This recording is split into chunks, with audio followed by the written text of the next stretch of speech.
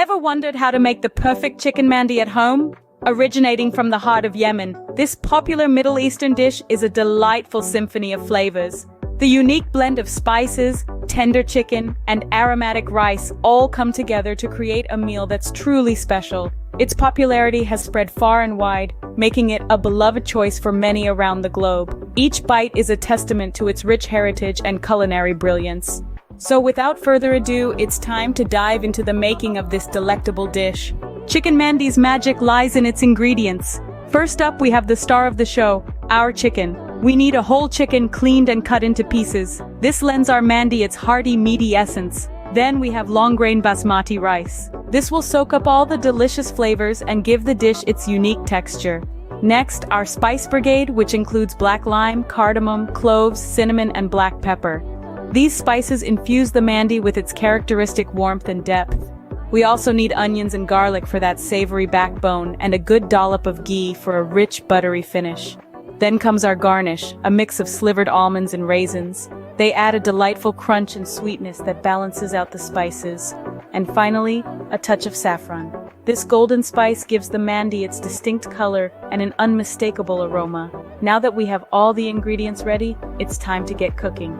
The first step in our chicken mandi journey is preparing the chicken. Imagine this, a succulent, flavorful chicken that's been marinated in a medley of aromatic spices. It's not just about slapping on the marinade and hoping for the best, no. We're going to massage those spices into the chicken, letting every crevice and corner soak up all that flavor. Think of it as a chicken spa day, if you will. It's crucial to let it rest, giving it time to absorb all those beautiful flavors. Patience, my friends, is the key to a perfectly marinated chicken. Now it's time to cook. We want it juicy and tender, not dry and tough. To achieve this, we'll be cooking it on a low flame, allowing it to slowly cook through while retaining its moisture. And voila! A perfectly cooked, juicy, and tender chicken, packed with flavor and ready to be paired with our mandi rice.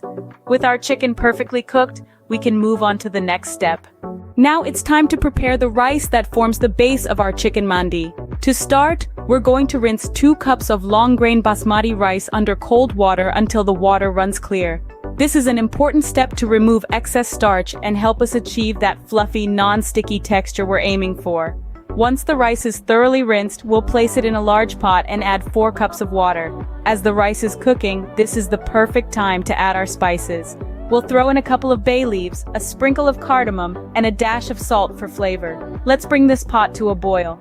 Once it's bubbling, reduce the heat to low and let it simmer.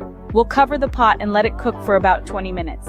After that, we'll fluff the rice with a fork to ensure it's evenly cooked and perfectly fluffy. Now that our rice is ready, it's time to assemble our chicken mandi. The final step in our chicken mandi adventure is the assembly. Start by layering fluffy, fragrant rice at the bottom of your serving dish, followed by your beautifully roasted chicken. Don't forget to drizzle some of that flavorful cooking juice over the top. Add a final flourish with a garnish of fried onions, raisins, and chopped coriander. Present it with flourish, letting the inviting aroma waft through the room. And there you have it, a delicious chicken mandi that you can enjoy at home. Remember, the joy of cooking lies in the process, so have fun while you're at it. Until next time, happy cooking.